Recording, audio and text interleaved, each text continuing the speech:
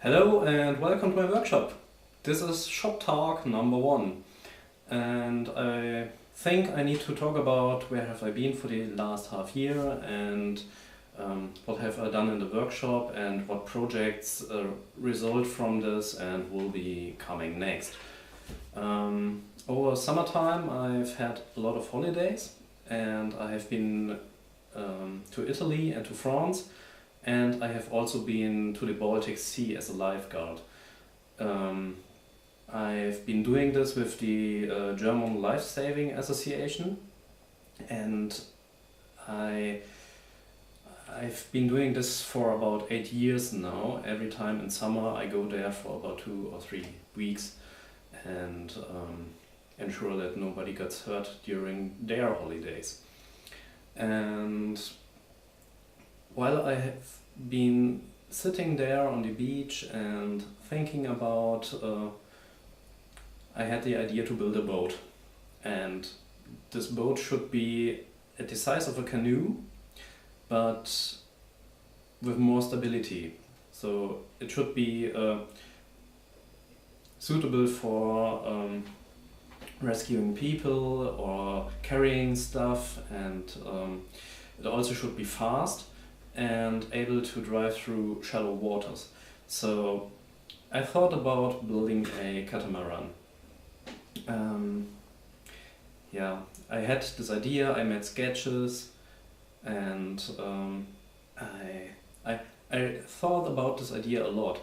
And some ideas weren't as good and some were better, and I didn't really know how to build this boat.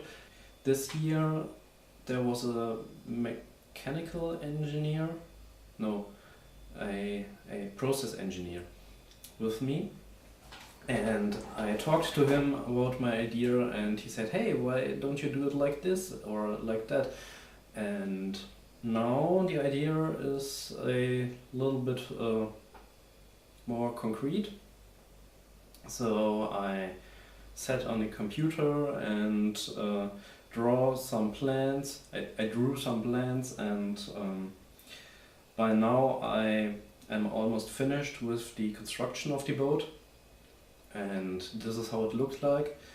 It will be made out of polyethylene plastic sheets, and then these parts will interfere with each other and will be welded together. So to build this boat I need a CNC router, and I don't have one. I could make the smaller parts on my MB4 milling machine, which I want to convert to CNC, but for the top part or the sides of this boat I definitely need more workspace than the MB4 can offer to me. So I decided to build a CNC router.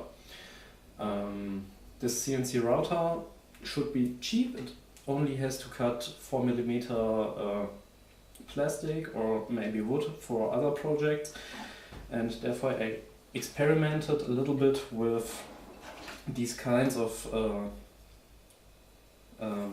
sheet metal from the hardware store, and I got very cheap V-groove bearings from eBay, and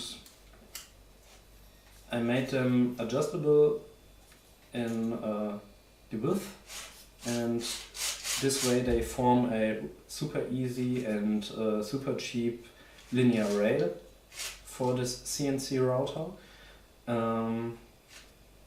I tweaked a little bit at the setting and made some tests. It works, but I don't think it is good enough for my purpose. So I changed this a little bit. I 3D printed special holders for these V-groove bearings, and I mirrored them. So you can put them on like this, and the other one like that. And when you screw them to a plate or to a board, then this forms a full linear bearing. This 3D printed version works way better than this prototype out of wood, but I think this is not good enough for the needs that I have. So I made some online research and came up with this solution. These are V-groove bearings as well, but they are made from an Delrin outer ring and have two 625ZZ ball bearings in them, so they are really precise and they fit into these grooves from the aluminum profile, and they work really good. If you want to support me and my channel, then please hit the subscribe button, and also don't forget to click the little bell to get notification when I upload new content. For this CNC router I made the spindle by myself. This is the spindle. It is not finished yet. I need to make a dust cover for the lower bearing. It is made with a 700 watt brushless motor, and it has this kind of ER11 chuck extension, and I turned this extension down to the shaft diameter of the motor, so the whole thing has one bearing here, one bearing here, and then the shaft goes up to here and the rotor is pressed onto it. So there's no coupling in between, and this should be mostly vibration free.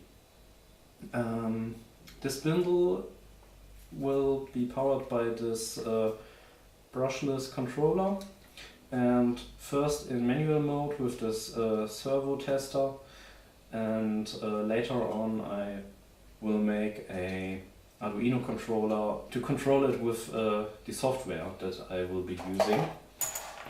And speaking of software, you might know my LACAM software. It is a CAM software for the lathe that I programmed by myself. It is inspired by software's Tormax software, but with the difference that it can handle the Arduino GRBL shield. And this way I control my lathe until now, and I adapted the software core to another software for a milling machine, which is GRBLMill. I am still programming at GRBLMill. I included a tool library for tool changes and also a work coordinate offset library for different work coordinates. And this is the functionality that I have been missing on any other software for GRBL that I could find. So I am currently programming at GRBLMill, and I think this software will be finished at the time that I finish my CNC router or MB4 milling machine. Speaking about the MB4 milling machine, this machine will be converted to CNC as well. I disassembled the machine and made some plans about the parts that I need, and also ordered the stepper motors and the power supplies and micro step drivers for these motors. I will talk about this later. This is a project that could take a little bit longer. A friend of mine is a tool maker, and I talked about this project, and he said, hey, I have some trainees, they need objects to practice, and this way I had the possibility to hand him out my drawings, and the trainees from his company made some parts for my MB4 milling machine CNC conversion. So these parts here are motor mounts. They fit these NEMA 34 stepper motors, And this part and these two parts are for the x-axis. For the x-axis is one part missing, and this part is for the y-axis, and the other parts will come in the future. These NEMA 34 stepper motors, they have about 13 Newton meters of torque and weigh 5 kilograms each, so these are the biggest stepper motors that I could find, and I think these will be strong enough to move the 100 kilogram milling head and gearbox with ease. I also ordered 3 of these power supplies. They have an output of 60 volts and 6 ampere, and these micro-step drivers are capable of driving the motors up to 7.8 ampere. These are called DM860A. So these are the biggest projects that I've been working on. I also did some smaller things.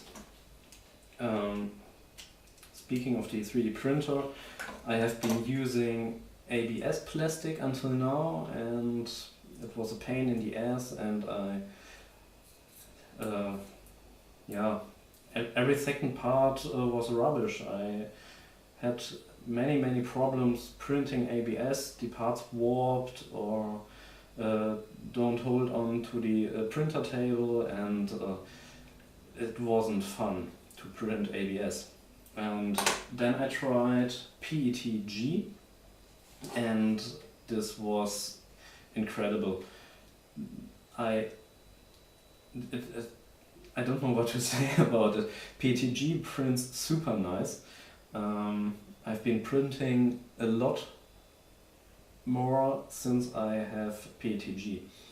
And one project that I printed is this tripod mount for my phone. This adapter is designed by myself, and this phone mount here is downloaded from Thingiverse. You just insert your phone, give it a quick turn, and now it is held securely in here, and this way I can film with my phone and the tripod, which is really cool. And another thing that I 3D printed is this hand wheel for my lathe. Until now I had to reach in here and turn the belt drive wheel, and now I have a proper hand wheel to operate my lathe manual. Yeah, that's it for today. A lot of projects. I have